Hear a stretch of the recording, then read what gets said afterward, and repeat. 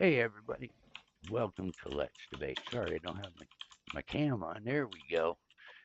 Welcome, Let's Debate. Been a long time. I'm Let's Farman. These are my co-hosts, Sparrow and Sweet Pea. We will be your moderators for this debate. Our topic today is the Kennedy assassination solved, and this promises to be an excellent debate. We have Elijah Rivera, who claims to have solved the Kennedy assassination, and on the other side, we have NeoCon NET7, who will be fact checking this claim. We will be having up to a 10-minute opening per side, 45 minutes opening dialogue, and a short closing statement, followed by audience questions. Remember to tag the moderators with your questions for our debaters. Little reminder to attack the argument and not the debaters or each other. Now, since you're not here to listen to me ramble on, let's get to the show. Elijah's going to be starting us off. You have 10 minutes if needed. Your time starts now. Thank you, Let's. I'm really glad to be back finally, right? It's been a whole year, but I'm going to do a little intro video to a researcher that I've come to realize really connected all the dots, but I had to fact check it myself. His name's Corey Hughes. You could kind of cheat the JFK uh, assassination by reading two books. You could read his book called A Warning from History, and it's on now on Amazon, and it's selling pretty well. And you could also just look at Michael Colin Piper's Final Judgment, Volume 6. And you really just get those two together. You kind of solved it already, but it's not as fun. So if you want, you could read Michael Mehta's book on CMC. You could read a ton of books you could read Mark Lane's Rush to Judgment. Um, there's also, I'm going to be using Harold Weisberg. He's a big researcher. The FBI even said in court, I think he's like the most prominent researcher in the assassination. So we're using some of his Freedom of Information Act stuff, and he's going to be gathering Garrison papers, Warren Commission, House Select Committee, ARRB. So it's a lot of stuff, and some really interesting little facts. When you really do the digging, you're like, well, there's no way the Warren Commission could have not seen this. But here's a little intro. I'm going to share my screen right now. And for some reason, there we go. We're here.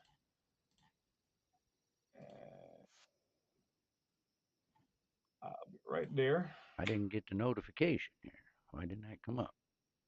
Here's the screen share. Why is that not coming here? Should be right there now. Hmm. Make sure you click share on the model and not cancel. What? That's weird. Share on the model. I don't understand. More technical but, difficulties. Yeah, more technical difficulties. But Chrome tab window. For some reason, just for everybody watching, my OBS software would not connect with our YouTube channel. Yeah. Now I'm having problems.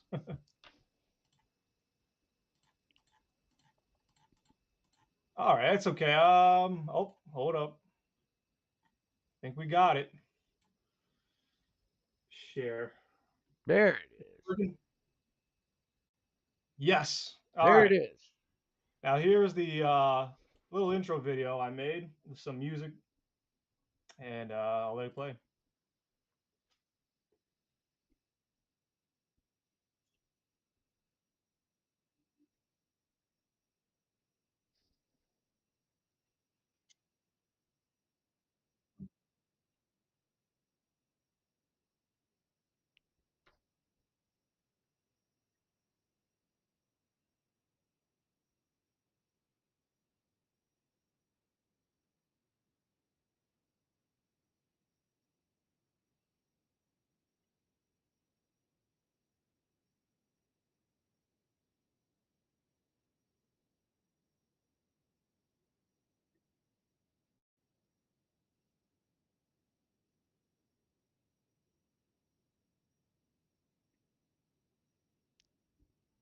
I don't know about anyone else, but I'm not hearing the music.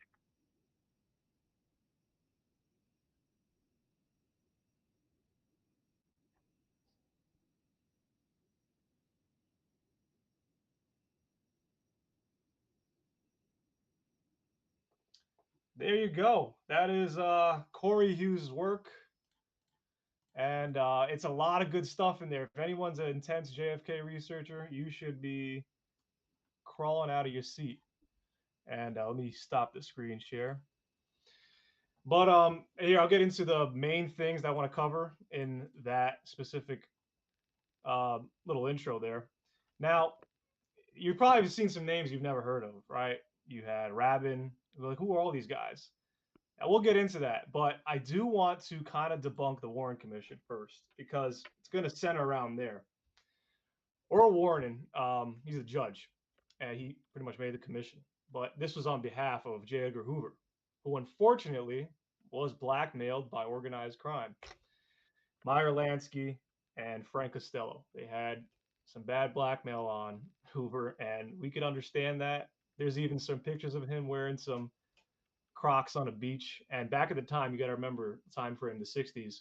If you were a homosexual, that was blackmail material and considered unethical at the time.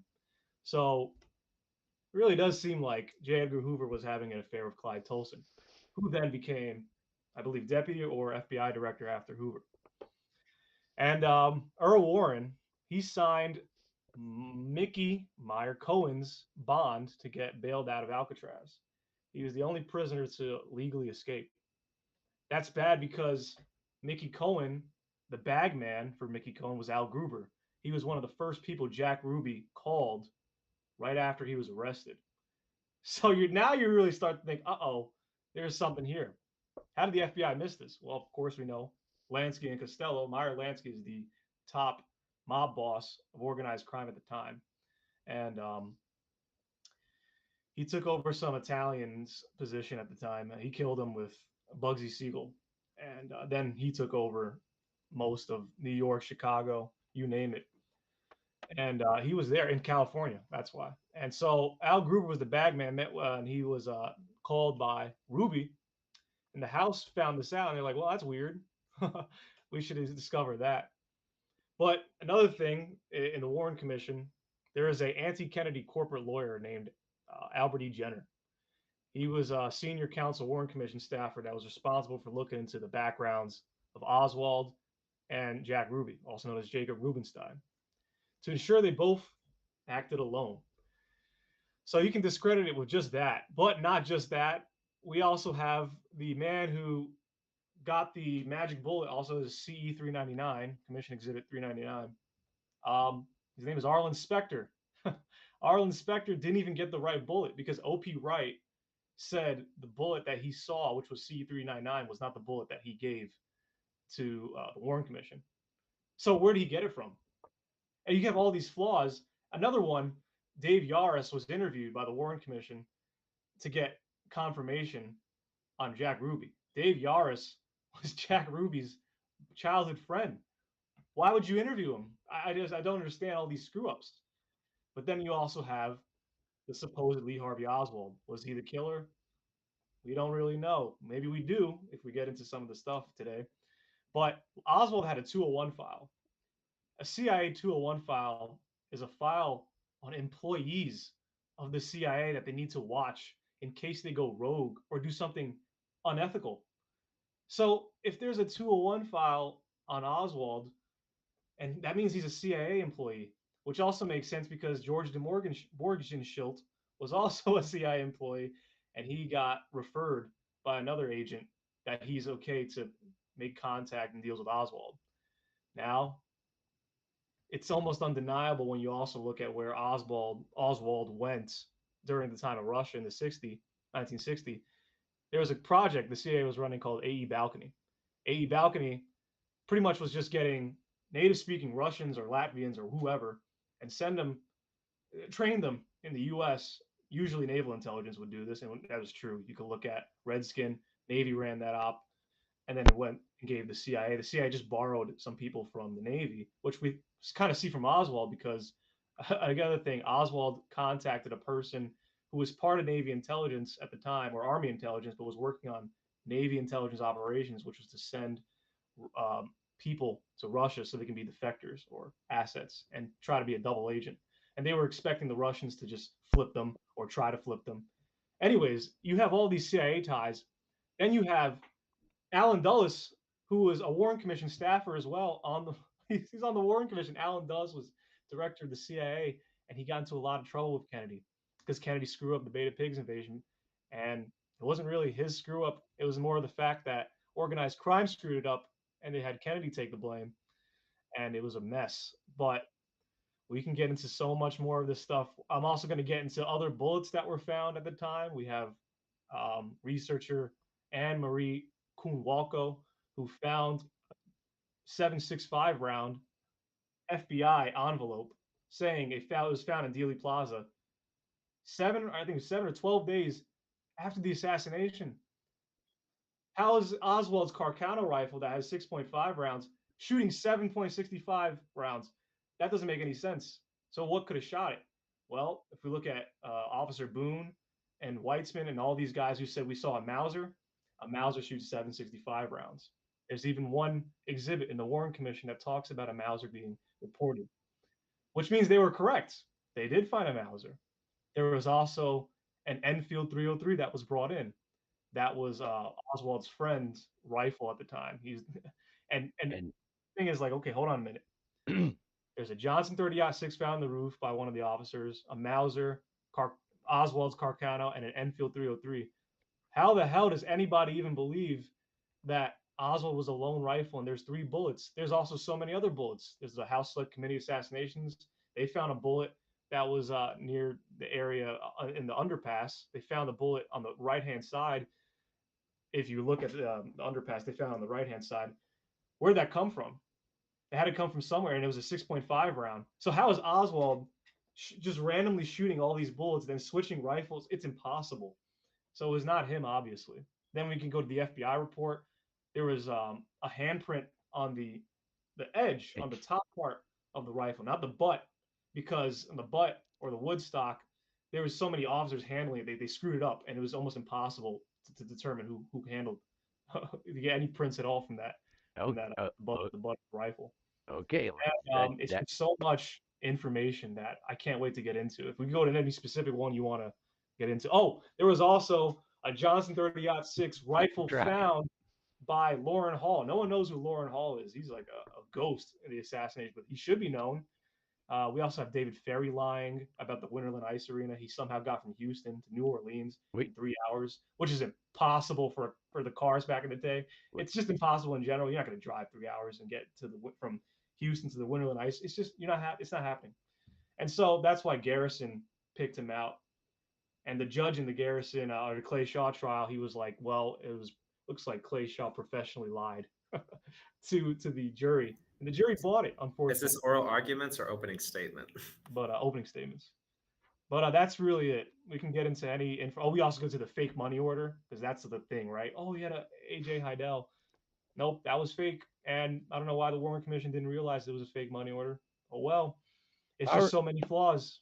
So that's my intro. All right. So. Thank you for your opening statement there, Elijah.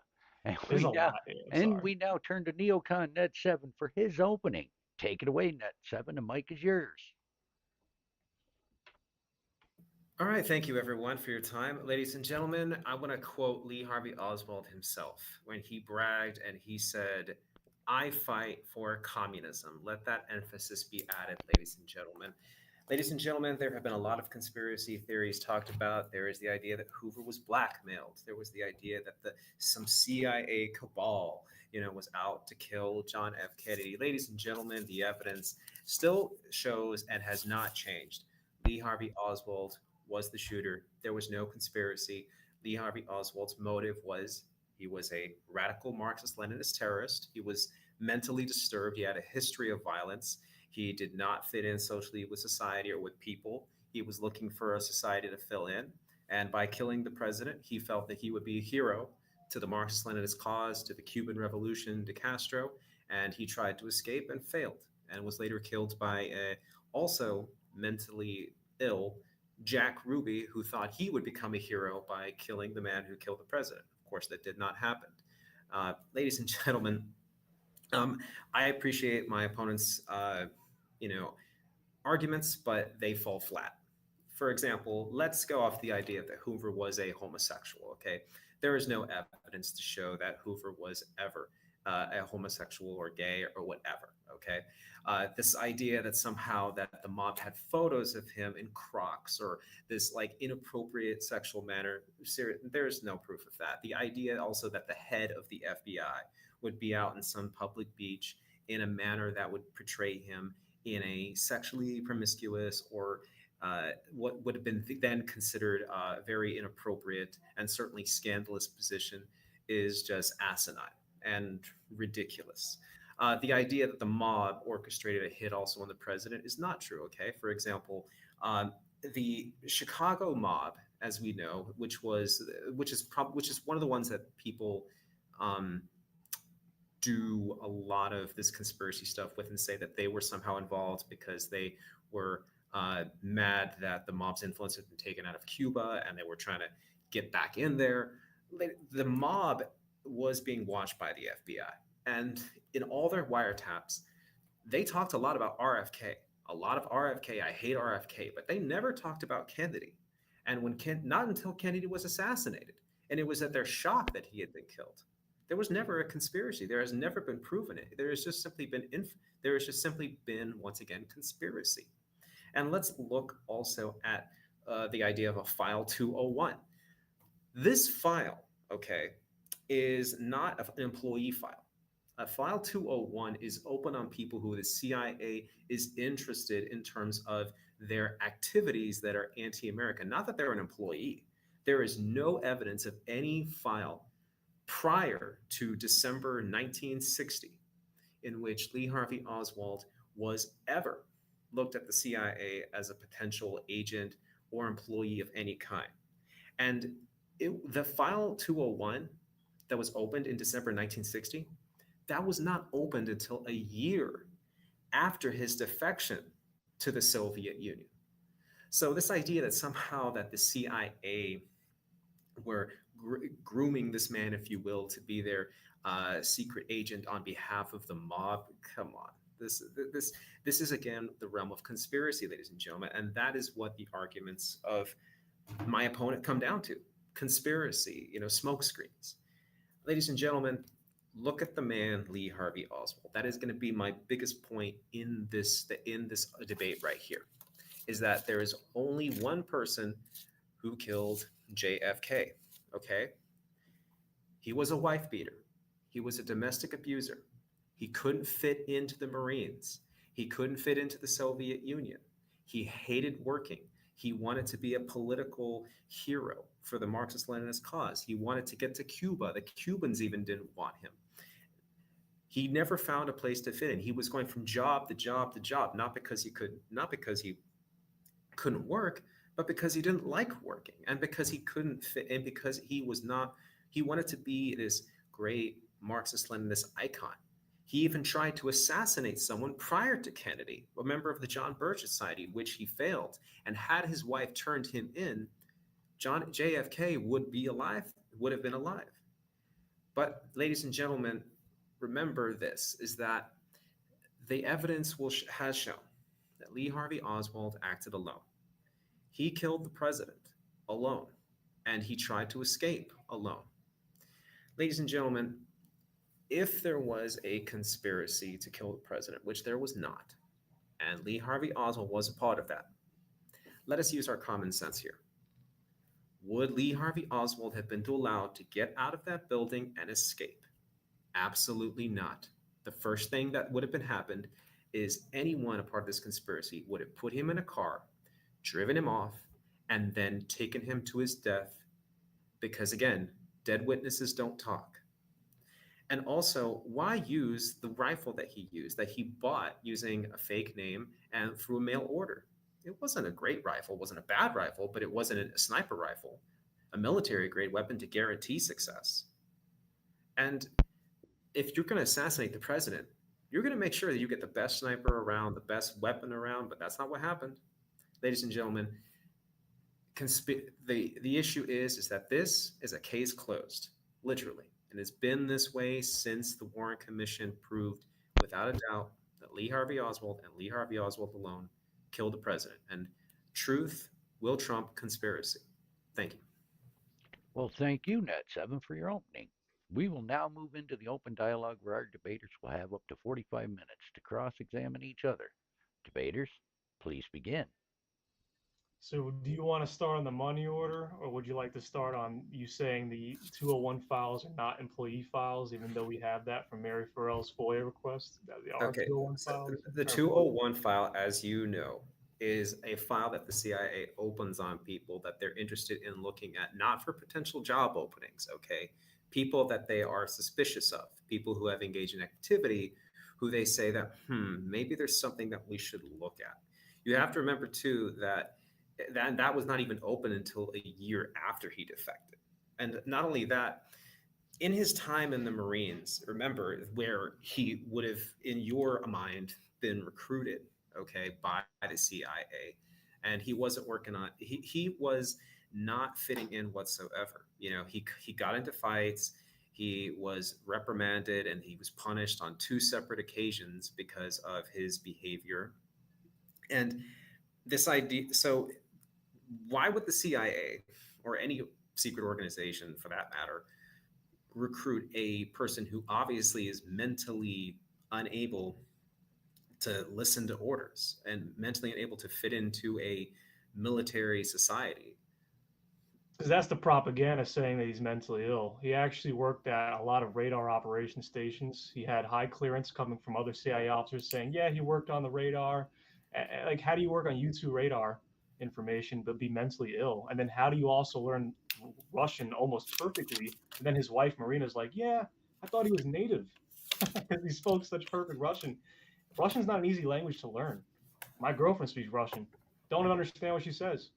And it's impossible for someone to be somehow mentally unfit, then do all this stuff that requires peak mental fitness. And then he also gets, when he gets arrested, there's like $50 bill on him, which pretty much is when the CIA at the time, they used to, if you go to the historical archives for the CIA, $50 bill, it was meant when you met your target or someone you're getting information from, you have the other half and they have the other half, so it's the right person. It's the same bill, it's just torn in half so you meet the right person. And that was used for operational use. And it doesn't make sense when he has a Minox camera on him, which the CIA is the only people who use at the time. He's surrounded by CIA agents. And you say the 201 file is for people who are just analogous. No, if you go to the CIA themselves, they tell you a 201 file is for employees. Like, I don't know where you're getting that from. So No, it's it's just, not. I don't understand. No, and it's not. And if there is no, also, I'd like to repeat that there is no evidence that there was ever an employee file opened on Lee Harvey Oswald Yeah, I got to hear during his time or prior to his time or any time. And let me go back to the fact. Let me go to your claim. Well, he worked on U2 stuff. No, Oswald was not associated with the U2 stuff whatsoever. He worked with radars. He worked in that radar bubble. But again, Marines who worked with him in that environment testified that he never showed any interest in the plane. Over 200 Marines that worked with him, that were spoken to by researchers for the Warren Commission and other stuff, there's only one who said that he ever mentioned the U2 plane ever. And they don't even recall that he ever, was involved in the radar operations. So the fact of the matter is that, yes, a person like Lee Harvey Oswald, who had a very troubled childhood, we can all look back on his relationship with his mother, who was a kook, and it affected Lee Harvey Oswald a lot mentally. The fact of the matter is that Lee Harvey Oswald had a lot of issues, and he brought those into the Marines, and he didn't fit in. People who are not mentally all there can still function basically in society. That doesn't mean they'll do well. And the same thing with Lee Harvey Oswald. He got into the Marines. He was a sharpshooter. He was a good shot, and he got a job in Japan when he was stationed with radars. But his highest level of clearance was confidential. It was never high up. He never was given a serious position in which he got like secret clearance and all that. And I would like to also mention that in Japan, that he was influenced by Japanese communists who he interacted with. And this is where, he engaged in some of his expanded upon his youth, in which were in high school, he started reading Karl Marx and Marxist-Leninist literature and became radicalized. And later on, when he got stationed back in the States, he tried to recruit who we all, a fellow Marine, Nelson Delgado, with him to, he spoke often about going to Cuba to fight for Castro's revolution because he was a radical Marxist Leninist. So, I mean, it seems to me that what you're saying is that the CIA recruited a radical Marxist Leninist to kill the president when the United States was at war at that time with communism and socialism and Marxist Leninism. It was Doesn't not, seem to work. but that was a fake. Like the communist stuff is just a front, just so he can get around and look like an asset for communists. That's not a real thing. They had defector programs at the time. You can go to the CIA's website or the historical records archive, and you can be like, yeah, they had called sheep dipping. That's what they did back in the day, sheep dipping an asset, and it was to pretty much and Project AE Balcony. That's if you want to see the CIA's own archive itself. Like I can show you that document you want. And at the time when Oswald defected and then he was coming back, when the program Balcony got cut for specific agents, it's still classified, unfortunately. But specific agents, and it's so funny because if you keep reading the documents in AE Balcony, it's like Agent something's wife also wants to return to or wants to get legal citizenship. And it's just like, you're giving operational detail away. It's just like, and the guy's classified. That's all in the CIA's own record. And it sounds a lot like Oswald. And when it gets cut, during the time the operation gets cut, Oswald, a month later, comes back from Russia. It's not a coincidence. And not only just he comes back getting another radar job at Jaggers and Stovall. And that was not a radar job, sorry. That was a map making job. They made maps for the CIA. The CIA admits, yes, they did make maps for us. So why do you have this guy running around talking with CIA agents, getting handled by CIA agents, working with CIA agents? And it wasn't just one person. It was James Wilcott. It was also Lieutenant Johnny Donovan. And he asked the Warren Commission, don't you want to know more about Oswald working with the U2? And the Warren Commission said, no, we just ask you for all the relevant information. That is relevant, though. I don't understand. It's just so many screw ups from the Warren Commission. It's probably worse than the 9/11 Commission. That's saying a lot. So I don't understand how you can trust into the Warren Commission, ignore the CIA, hand wave it. I mean, did you know that James Wilcott and Johnny Donovan, both CIA agents, said Oswald worked on radar and U2? Did you not know that? So I literally have the testimony right here of Sure. the Marines that worked with him. Okay. And what you're saying is contradictory to actual testimony for those who worked directly with Lee Harvey Oswald. Okay. He did not work on the U2 program whatsoever. Okay. He was not involved in these secret sort of programs. Not only that, so your suggestion is that because that he was an agent for the CIA as a fake defector, if you will. That has been a theory propagated, but that's not a theory that holds water. Lee Harvey Oswald from his teenage years became radicalized. He had been reading communist literature in his teenage years, and he was a radicalized Marxist-Leninist. He talked often about when he was a teenager, not as how he wanted to be this hero for Marxist-Leninism and fight for the cause of Marxist-Leninism. He joined the Marines not because he wanted to fight for America, but because he really just wanted to get away from his mother. And he thought that this would be an opportunity to, not only gain some skills, but also free himself from his mother, who was absolutely bat bonkers. But so the CIA, though, never hired him and never used him as an asset for the Soviet Union. When Lee Harvey Oswald, remember, went to the Soviet Union to defect, and it was a serious attempt at defection, he put his passport on the table, and he said that he wanted to renounce his citizenship and that he was going to apply for Soviet citizenship. And later he spoke to the people there at the embassy themselves, the leadership, because the receptionist essentially handed him off to them. And he reiterated, I hate America. I want to be a Soviet citizen. I am renouncing my citizenship. And had they accepted his renouncement of his citizenship right then and there, JFK wouldn't have died. But the director at that time thought, no, well, you got to come back when it's a working day, it's a Saturday. Now, he could have accepted them, but he didn't because he figured Lee Harvey Oswald would come to regret his decision, and he didn't want him to make a permanent a decision, life-altering decision that would change things. Lee Harvey Oswald was a committed communist, which is why he tried to defect the Soviet Union. Nobody was doing that.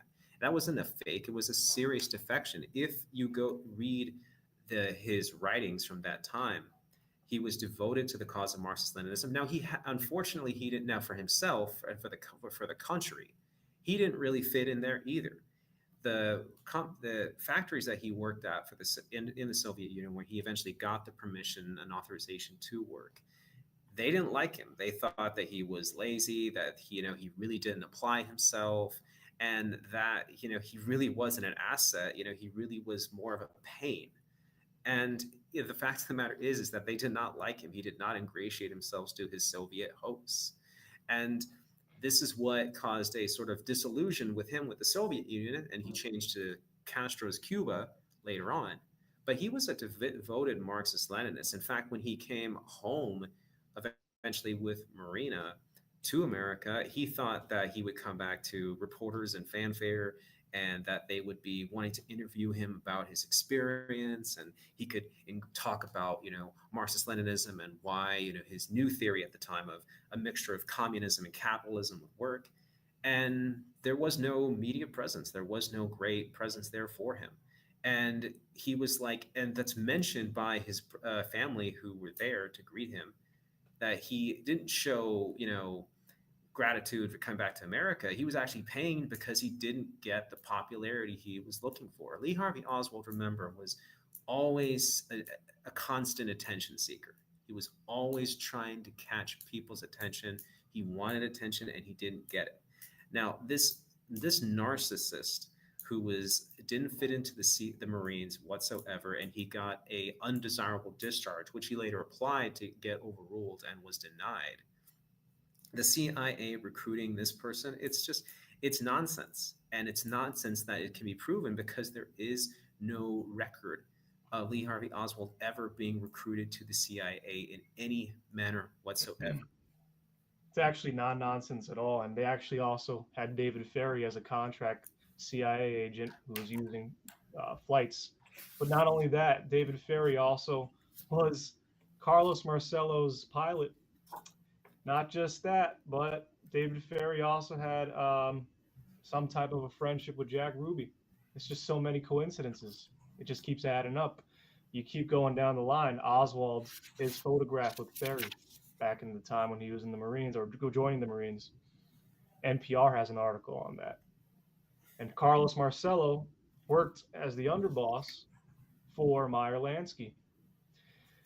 Al Gruber was the bag man for Mickey Cohen. Mickey Cohen was the replacement for Bugsy Siegel, who Lansky had to kill because he wasn't getting the operations done with his casinos. He was failing. Lansky also had an interest in Cuba.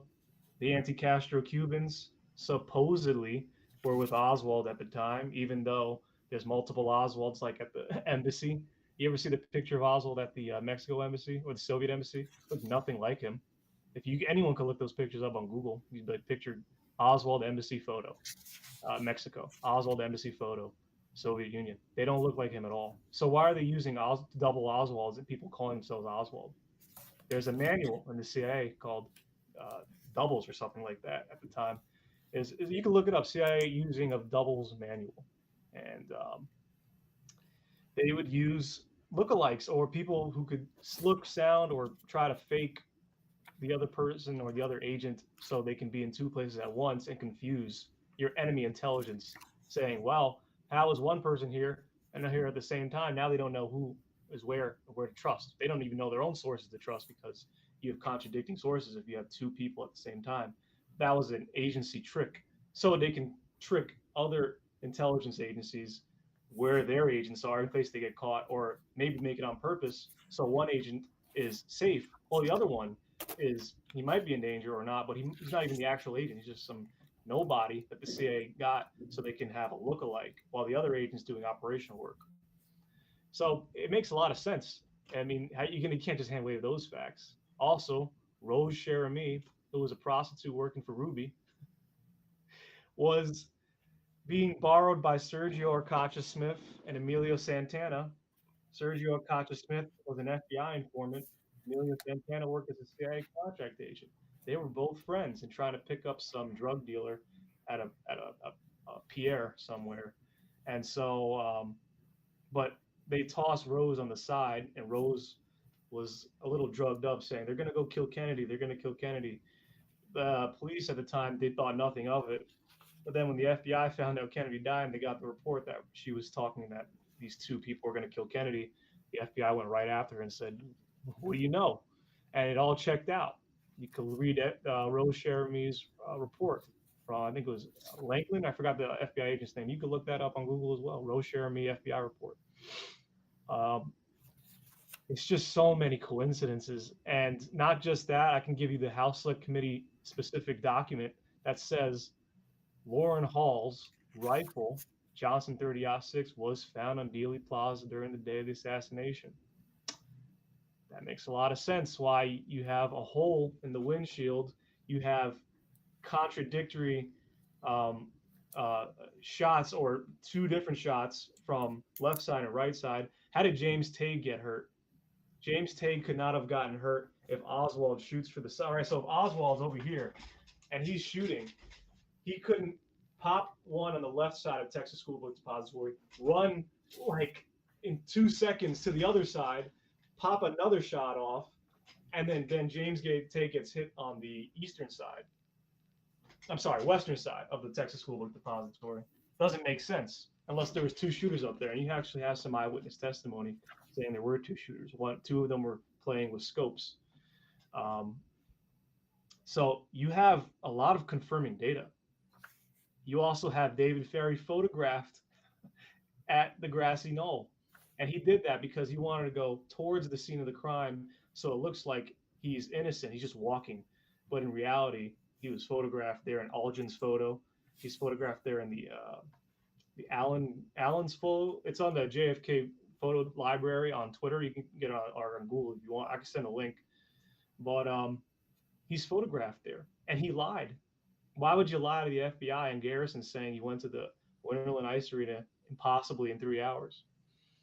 Guess who's also friends with David Ferry? Sergio Arcacha Smith. It's just impossible. There was a second suspect arrested there as well, as we saw. There's a lot of people arrested, but a suspect was arrested. We didn't get any information from the police department at the time. We also know that Jack Ruby would photograph, from witness testimony, he'd photograph police with prostitutes on their lap as blackmail. Wonder where he learned that from. It's just, and you said there's also no photographic or testimonial evidence that Hoover was blackmailed. We have a photo. You can look this up on Google. Hoover on a beach with Crocs or some type of white shoe, and he's very effeminately sitting and having a good time. Unfortunately, yes, at the time they used blackmail that way, and so it's just, there's too much information that you could just hand wave away. I don't know how you do it. Not true, because again, to your last point, this is a photo of Hoover, is that no, that's the absolute conspiracy nonsense. All right, that's just not true. It's flat out nonsensical, and for people to keep promoting that totally debunked idea, that provoked that debunked theory, and also just faked evidence that Hoover was this scandalously out there. Come on, give me a break, guys. Again, also back to you said a lot there, so I don't remember every point you brought. That's fine. I should have done that, but no, it's fine. This is a back and forth. I wanted to let you talk because I don't like to interrupt. Yeah, same. But the fact that Oswald though was in Mexico, okay, he got stamped and signed by Mexican officials when he crossed into the border. Numerous witnesses corroborate him being on the buses heading over to Mexico City. Okay, he visited the Cuban embassy. Now, obviously, he was being watched because America. This was the Cold War. Anytime someone walked into a Cuban embassy or a Soviet embassy, You can bet the CIA were okay watching, okay, who is going into these embassies? Are they American citizens, etc.? And the Soviets were doing the same thing, you know, because again, this was the Cold War. But the Cubans themselves spoke to him. They saw him, they interacted with him, and they denied his attempt to get a visa to come into the country. He also wanted to go back to the Soviet Union too. He applied for that as well for Marina. In fact, he would not allow her to speak English. And this was something of contention by people who came over to the house. He was very controlling over her. He was certainly abusive, verbally and physically, and he would not allow her to speak English. And around his presence, he pretty much made her speak Russian all the time. He got angry. In fact, on one occasion, because her blouse was not completely covered up when a visitor came over, he slapped her in the face. He was a totally violent individual to his wife. Now, he wasn't violent to his kids, as far as we know. In fact, people say that he was very loving and endearing to them and even cried at their births and played with them. But to Marina, he was absolutely awful to.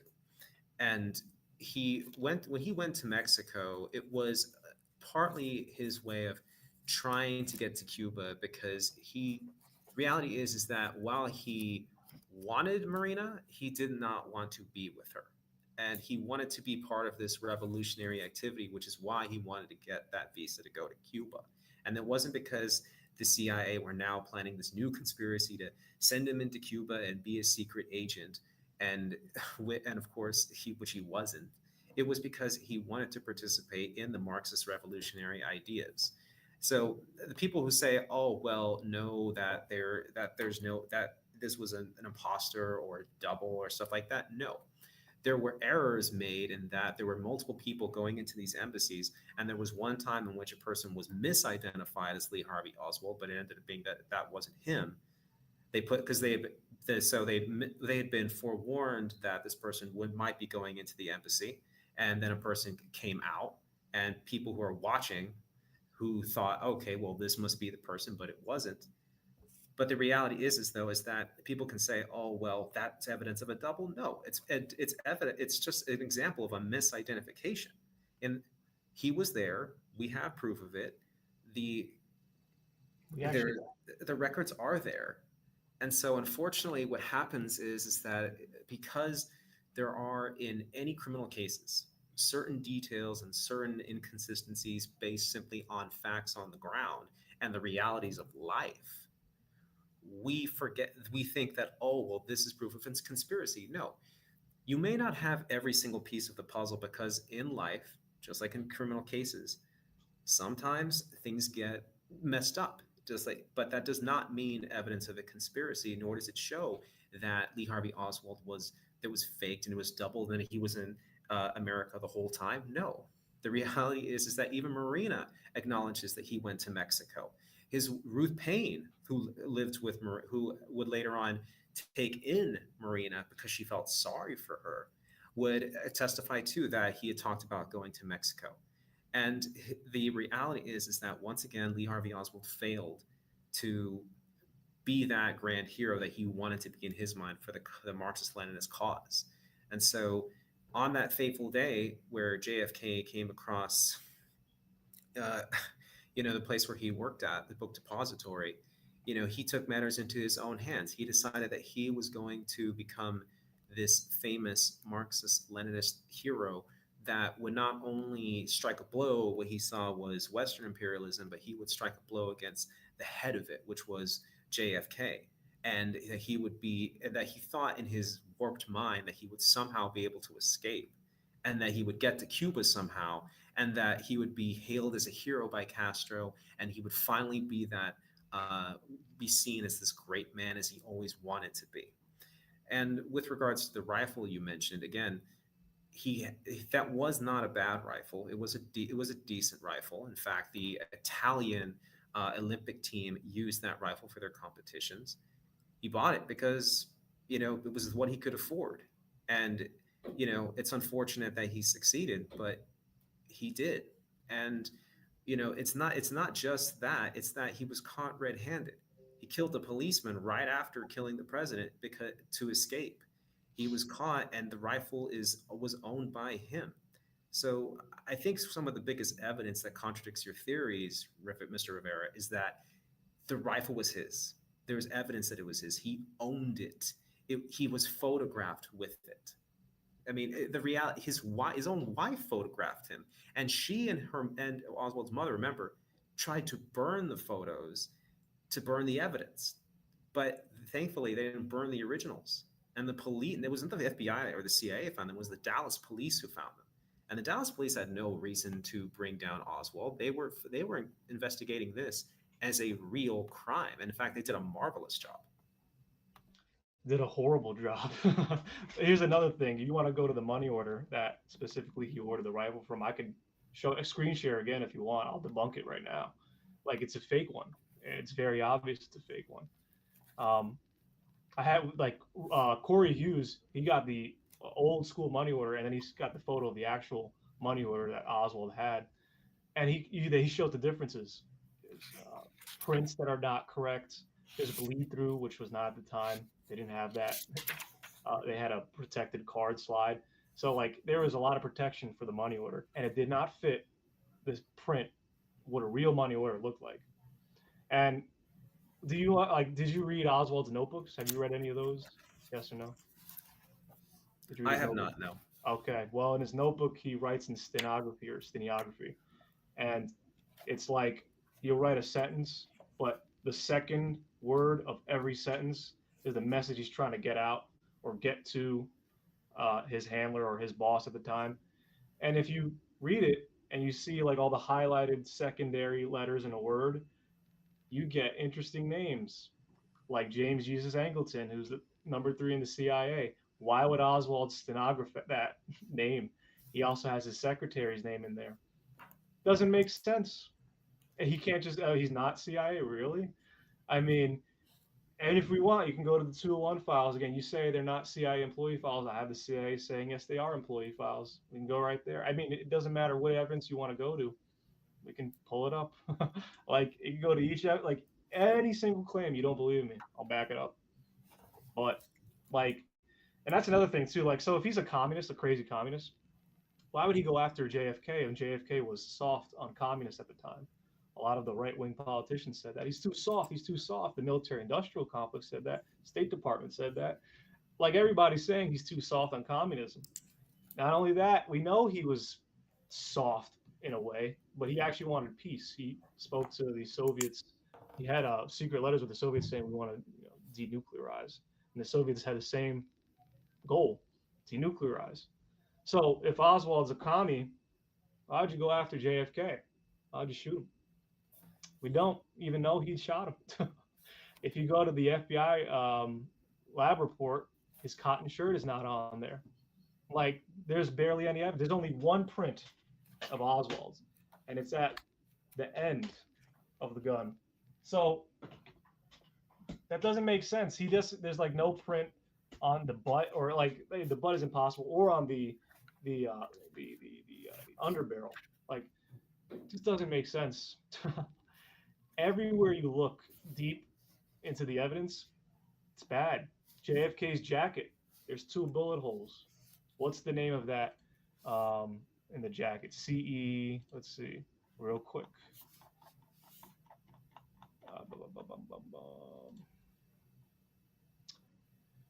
CE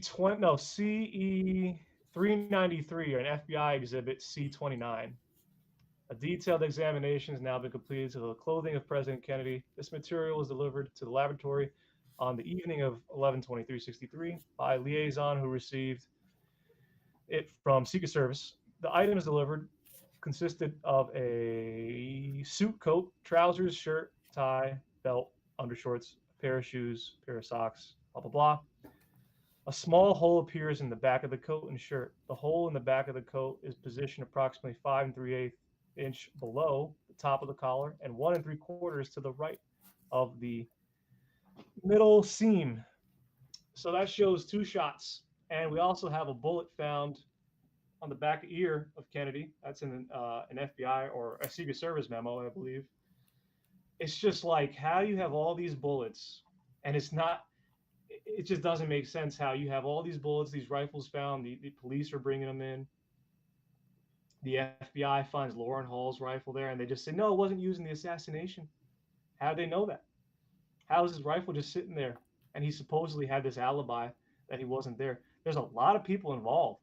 And the Warren Commission didn't even want to consider conspiracy because Hoover said, let's focus on the lone Lee crazy gunman, right? Just focus on him and not any of Oswald's possible Confederates that may be at large.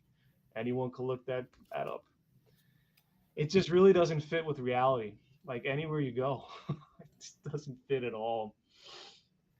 I don't know. Like whatever piece of evidence you want to go and get detailed on, I'll give you all the specifics. Well, let me go back to that because, again, the file that was opened on him, the 201, that wasn't open until after a year of his defection. Again, that was created in response to the State Department getting a request about defectors in general, okay? The 201 is opened on anyone that the CIA takes an interest in. It's not an employee file. You know, I reiterate that point again because unfortunately, you're repeating something that's just not true about that. There were lots of Oswald was not the only defector, okay? There were other defectors, okay? There were defectors from the Soviets to the U.S. There were defectors from the U.S. to the Soviets. There were those back and forth. In fact, and remember, he was not so that is not true. And also going back to the note, which you say, or the money order that you say that's a fake signature, that wasn't him. The Treasury Department and the FBI both confirmed that was his signature, okay? They proved that it was him. They have the experts to prove that. Okay, it's not a fraud. It's not a fake.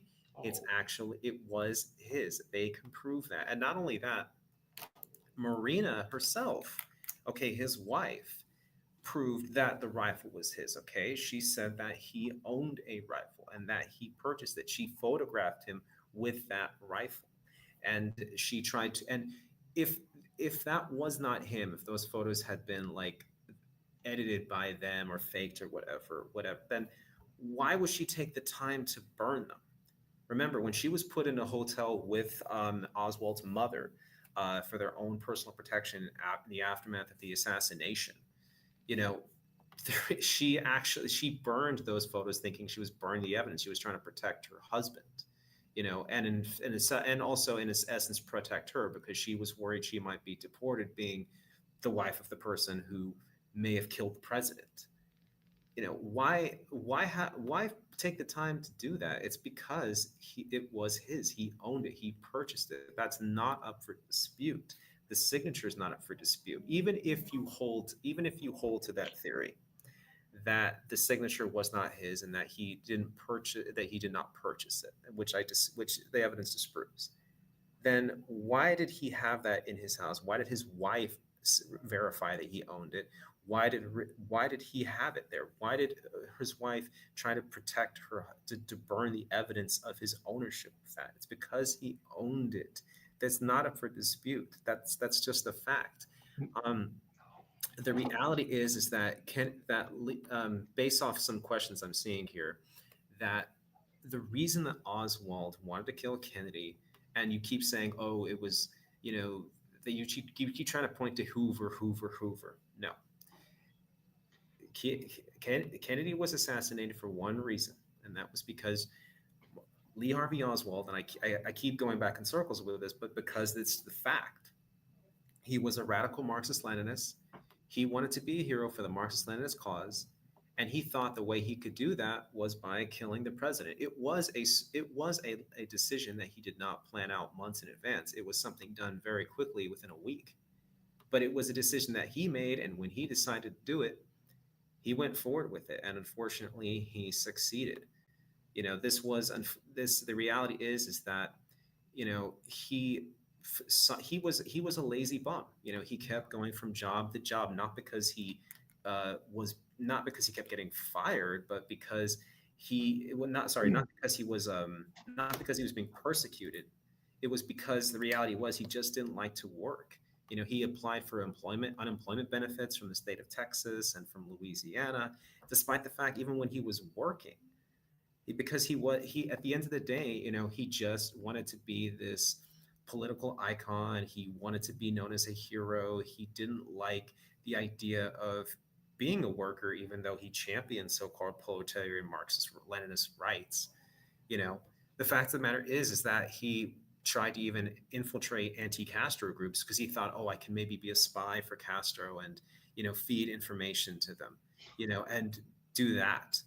Of course, he got found out when, the anti-Castro people who he had tried to infiltrate later on saw him passing out the, pro-Castro literature in which they got in a fight.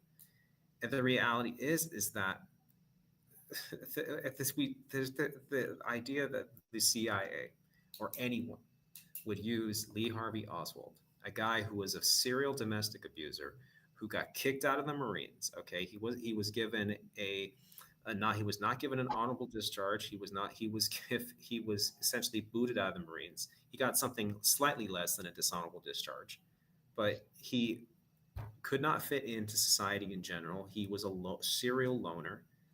I mean, the last person you would want to use for a conspiracy to kill the president would be Lee Harvey Oswald. I mean, this makes no sense. I mean, and the reality is that he was not a patsy. He wasn't framed for anything. He just got caught, and he lied his whole life. When he was in Mexico, he lied to ladies about the best hotels there, even though he'd never been there before. When he was in Russia, he lied to numerous people, saying that, oh, it's like to the embassy people saying that I'm gonna give the Soviets all this great information I have, and all, I'm gonna be an asset for them. And he didn't have anything to contribute whatsoever. And then he also lied to the unemployment agencies in Louisiana and in Texas to get unemployment benefits even when he was working. He was a serial liar, a serial loner, and a serial domestic abuser who was a radical in politics and thought that he would be a hero. And instead, he became the villain because he was a villain, and that's just it. The thing is, that fits if he's lying as a CIA asset, because at the time they did lie. That's just the job of the CIA. They came from the Office of Strategic Services. That was a Navy intelligence wing. And their main job was propaganda, lying, deception, whatever you can do to get over your enemies. And so I'm sorry you didn't read his notebook, Oswald's notebook, but A.J. Weberman did a great breakdown of the notebook. And if you have Oswald talking about James Angleton, well, what was James Angleton running at the time? He was running PB7 with he was running PB7 as an operation called Wet Works or Wet Affairs with Boris Pash. And it's known for assassinations and kidnapping operations. So if he's writing to Angleton, and if we dig deeper into Angleton, why was he important? Is because he was a bit of a nut himself. He was a information nut. He wanted to get information on everybody in his agency, assets, hip pocket assets, dark projects. He wanted all of the information so he could determine where to go next.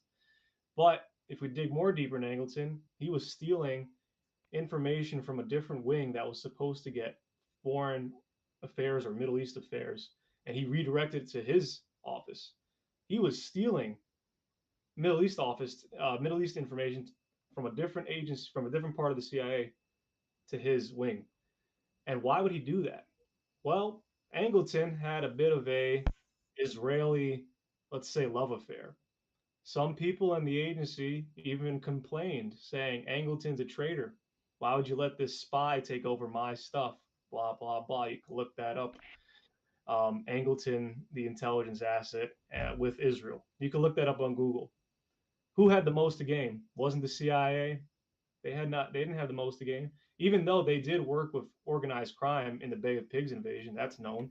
You can look that up. Okay. Did you also know though that Lee Harvey Oswald literally was a subscriber to the worker? He was a subscriber to the militant. He actually tried to join the Communist Party USA in America. He tried to join any socialist groups that he could in Texas. There was none available to him. I mean, what you're saying essentially is that the CIA recruited in New Orleans. I think it was the Free Cuba Committee. That was a CIA front. Well, not just no, it wasn't. And he tried to remember when in his teenage years to join a socialist group in Texas. Not just in later on when he was an adult in New Orleans. He You know, also watched a lot of spy dramas too when he was a kid. Isn't that a coincidence? I don't think so. oh, so I've watched a So, lot of spy dramas too. That doesn't make me a sure. spy. Oh, I mean, you could. Who knows? You might work for the CIA. I don't know. I'm just kidding. No, I'm playing around. But back at the Texas School Book Depository, he worked under Roy Truly. Roy Truly was an OSS agent. What a coincidence! The agency the CIA came out of, Roy Truly worked under. I don't buy it. Also, William Seymour. I'm sorry, William Shelley. That's his name. William Seymour is someone else who was impersonating Oswald. Um, but William Shelley also has an OSS registration. You can look him up on the archives. He's an OSS agent. Well, I don't understand how Oswald's working with the CIA all the time, but he's not one. And he has CIA tools like a Minox camera. He's doing what the CIA does, which is stenography. I just don't get it. It doesn't. It really makes no sense. And then you're saying the 201 file is not for employees. Because I'll go to the CIA's website themselves, and they say it is for employees. So I really don't understand. it's not, But and you know that. And he also, again, when he was working, okay, he did get a job in photography. That's why he knew some stuff about photography, and he actually liked it. Okay, stenography, not okay. photography. No, he did get a job in like with stuff No, like I know that. what you mean. He got a job with what was that? It was like near Life magazine, or at the time where it was, I forgot. I'm trying to I know remember you're myself. talking about though. Yeah. But let's get to Q and A's because I'm Yeah. on limited time here. I was just going to say, since we have a limited time here for Net7, we now come to the close of our debate. We'll let each debater make a short closing statement, and then we'll move on to audience questions. We will get to Net7's questions first because he has, he's on a time limit here. So, all right, closing statement from you, Net7. Quick one. Certainly. Ladies and gentlemen, I appreciate Mr. Rivera as a debater, but once again, there's nothing new that he's presented. It's the same rehashed arguments.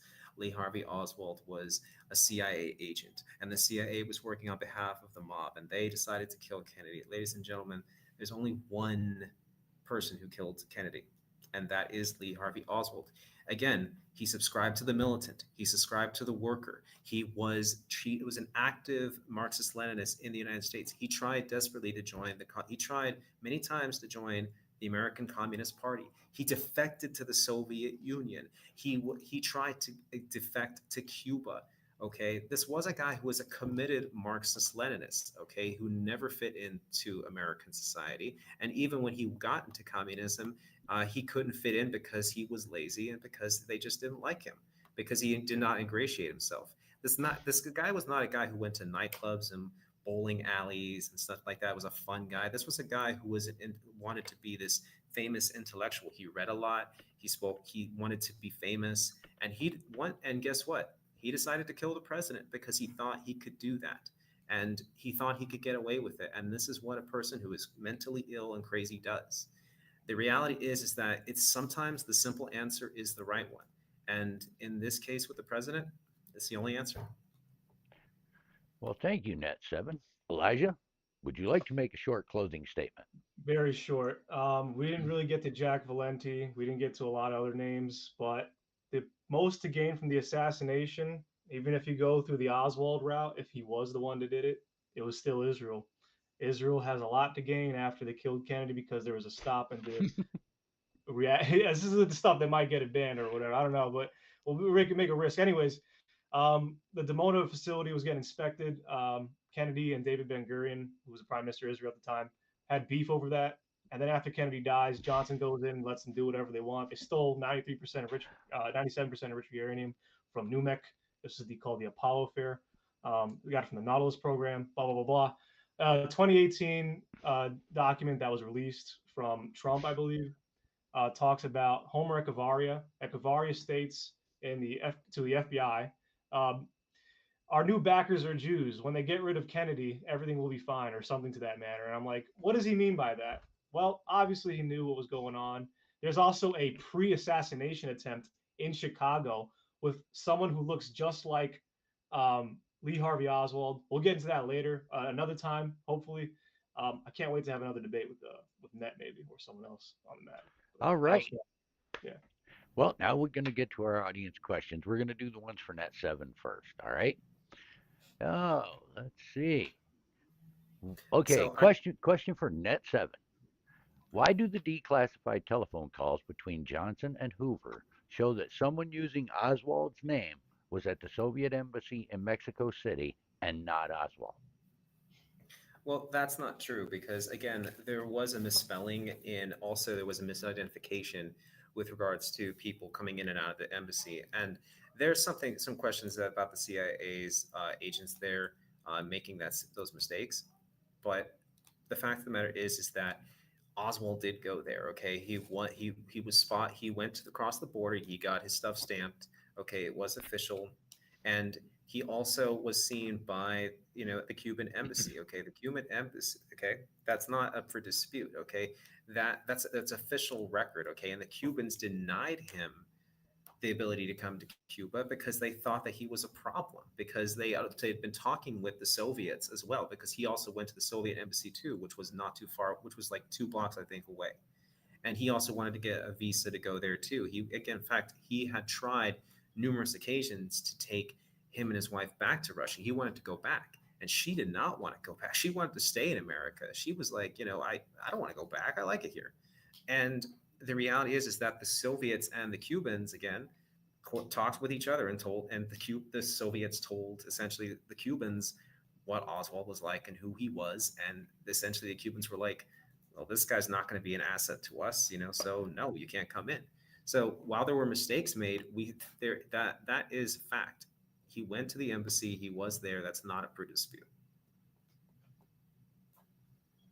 All Crazy right. how Marina got a citizenship too, huh? Okay. Well, as a time saving, we're going to go into the next question for Net7. Can you go into more detail regarding the brutally quick transition of power with a still bloody Jackie Kennedy on board Air Force One? Okay, that's sort of a loaded question. The quick transition of power, though. But the fact of the matter is that the president was just killed, okay, and just murdered. Okay, there was a procedure there, but you have to also too. You talk about a bloody Jackie Kennedy. Yes, okay.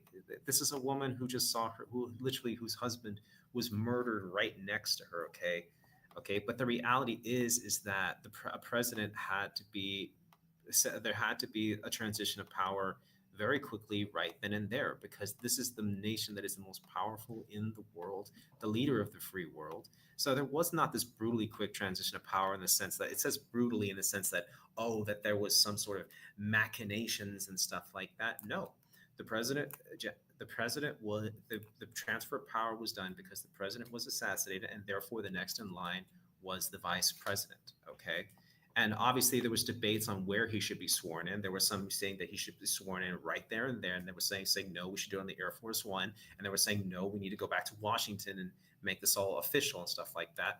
There was heated debate because that's what happens in this sort of environment. There is a real legal discussion on, well, how do we do this? How is this done? There are real questions about this. And it that the reality is that even too they were fighting over the body. For example, the Dallas PD fought over the body, the FBI fought over the body, the CIA fought over the body, and the CIA eventually won out. And it was because, simply put, that the CIA did not want Jackie Kennedy to go through the trauma in their minds of having to deal with her husband's body being in Dallas and have her having to be there when they wanted to have the body taken to Washington so she could be with her husband and give him a burial rather than, and they didn't want to see him dissected in the manner that a normal criminal matter would have done. Now, one can debate on whether that was the right decision or not. We'll still debate that.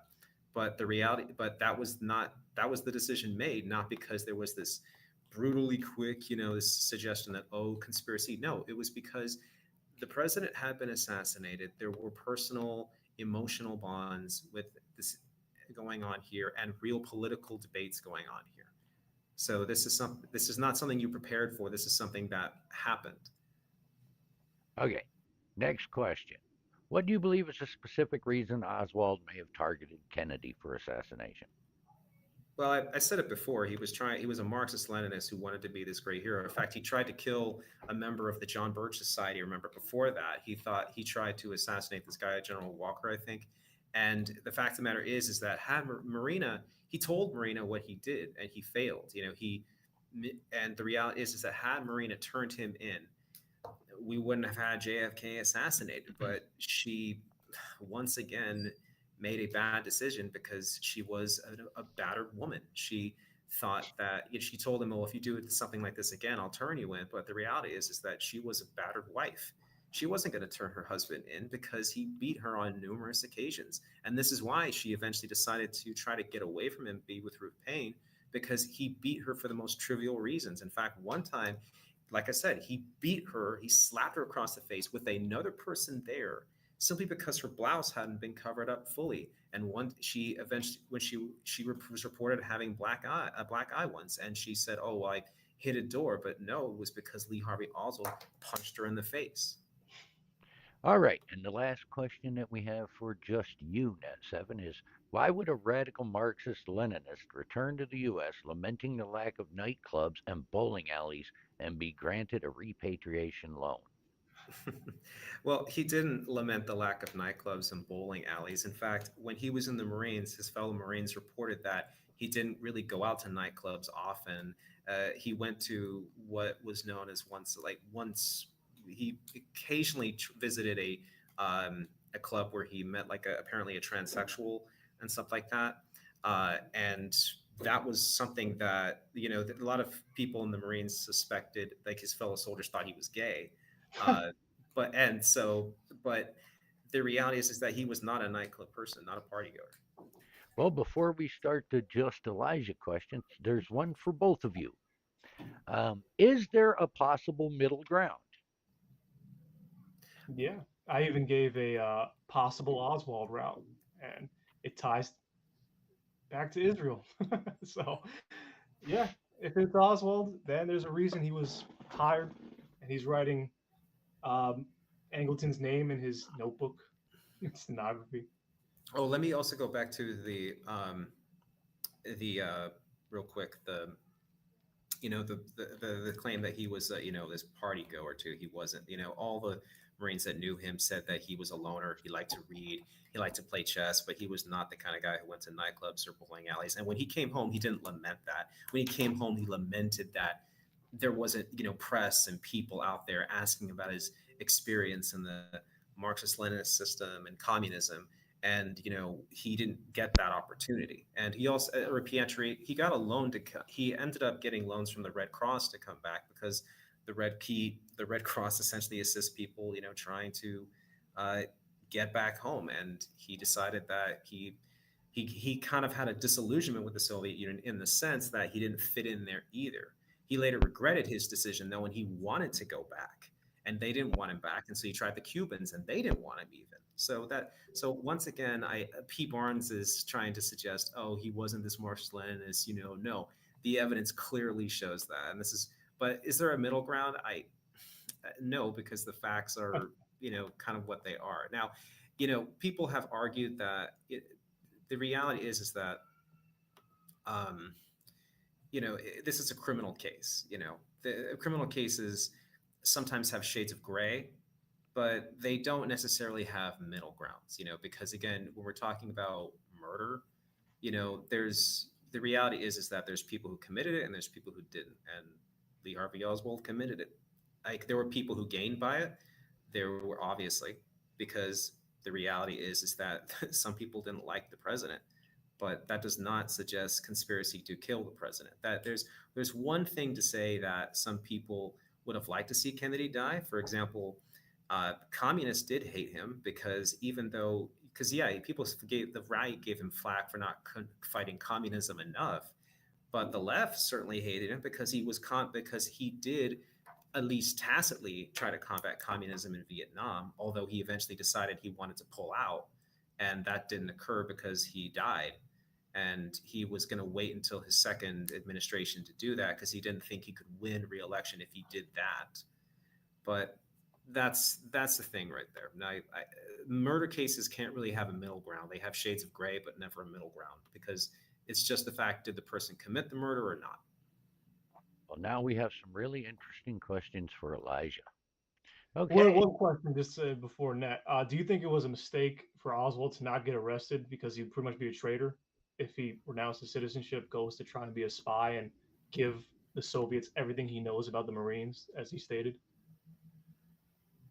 Well, when the State Department, when the embassy people reached out to the State Department saying that, should they advise Lee Harvey Oswald that he could be arrested for uh, what he had said or what he was attempting to Right. potentially do, the State Department said essentially that, you cannot tell him whether he could be arrested or not because there was the likelihood that he could be arrested. He should have been arrested, in my opinion. The problem is that in America, we have too much of this idea of free speech in the sense that you can argue treason and that's okay. And I don't think that the reality is that Lee Harvey Oswald, the minute he stepped back on U.S. ground, should have been arrested for treason, sedition, and all that sort of stuff. And it's sad that he wasn't because if he had, we might have prevented this tragedy.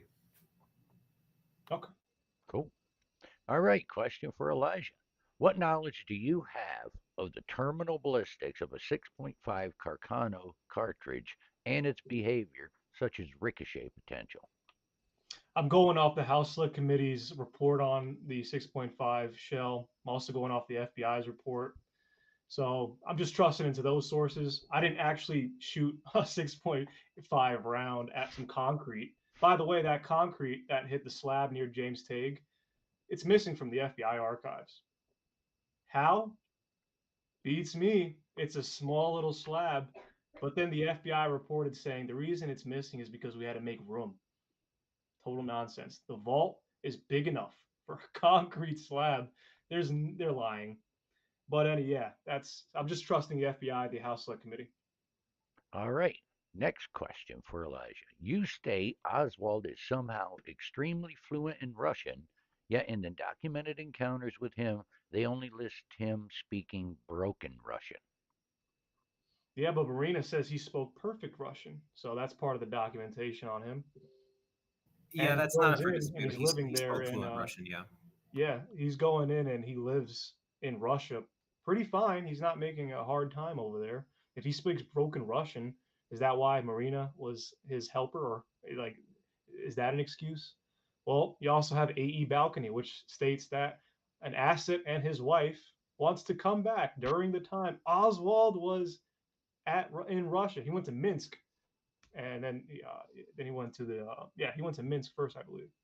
But it's just really like he's having a struggling time while Marina says he speaks perfect Russian. So then can we not believe Marina now when she's saying, "Oh yeah, he signed it. This is his money. This is the rifle." Like does it just depend on how we feel when we trust Marina and when we don't trust Marina? Just I don't really understand the criticism here, you know. All right. Yeah, I mean, I'll support Rivera there because he actually tried to get a job as an interpreter in the States and got tested, and he could read and speak Russian very fluently. Yeah. Very good. All right. Our next question for Elijah. I think this is the last one we have. You talk about all these different projectiles being found around the crime scene, but dismiss they're not involved. Yet this is in Texas, patron state of guns. Why? Just say that one more time. That was a little I confusing. it's an oddly worded question, I Yeah. thought myself. You talk about all these different projectiles being found around the crime scene, and then comma, but dismiss they're not involved. Yet this is in Texas, patron state of guns. Why?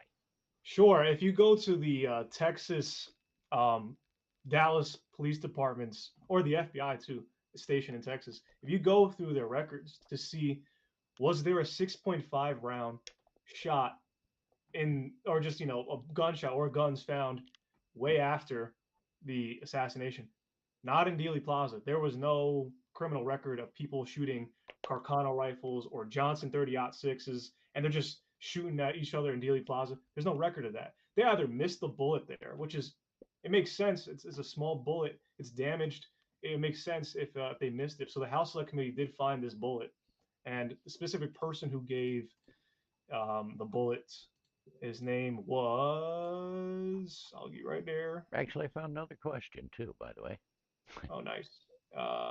Let me go to the specifics. Who gave it? Oh man, we got to do another debate, Ned. I hope you're ready for another one. There's just so much here. I'm looking at all my stuff Always. like, oh, I missed this, I missed that. Well, yeah, I'd like to go into some particulars too, because Sure.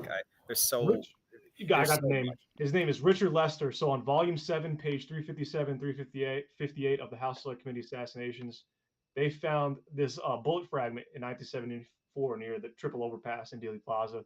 He wanted analysis conducted to determine if it might be connected to the assassination.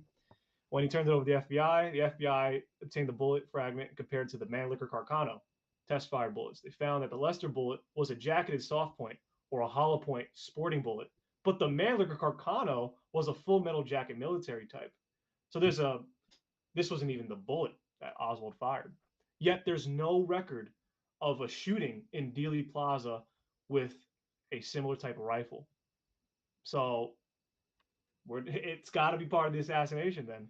And we think so. A lot of researchers think it was Emilio Santana, who was in the Daltex building, who shot that through either the window or he missed, right in the window of the car that Kennedy, the limousine he was in, or he missed and hit somewhere in Dealey Plaza. That's the theory that we're going on.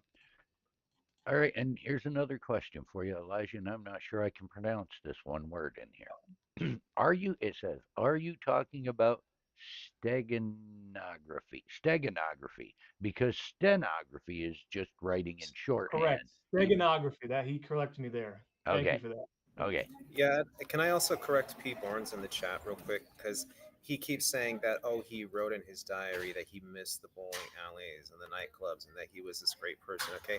Do you know how many witnesses, okay, lived around him saying that the only things that they ever saw him do was play chess and read Marxist literature and talk about, communism and hail its virtues? In fact, the only time that they ever saw him in clubs was in, well, gay nightclubs where he I got a question for Ned, if you whenever you're done. Sure. That. Do you dismiss Sylvia Odio's testimony or no? I do. There's a lot of discrepancies right there. There's certainly there's lots of discrepancies. One thing I'll mention before we go to is there is a good book that you guys should all read. That's an alternate history. It's really fascinating. Like, what if Lee Harvey Oswald had gone to trial? What if he had not been shot by Jack Ruby? So I put the link in the video chat. It's a fun, fascinating read in alternate history. So I definitely check it out. I'll drop that link in the live chat here for anybody also who wondered how Lee might knew be interested. the word patsy. How did he know that word? It's a word for mafia, so very interesting. Well, all right. I'd like to thank everybody for coming. I'd like to thank Net7 and Elijah for a very interesting and informative debate. If either debater, would you like to do a little self-promotion, channel, say something about the next upcoming debate? Anything? My next debate with you guys is just going to be JFK again. There's a lot more I got to cover. So, all right. But tune in to Let's Debate. Yeah, I'll be here. I'm going to work on my channel a lot later. I got a lot going on right now just for work entails. So, yeah. Well, I'd like to thank our audience for attending and for everybody who was here. Please remember, let's not fight. Let's debate the topics and let's talk about the issues. Y'all have a good night.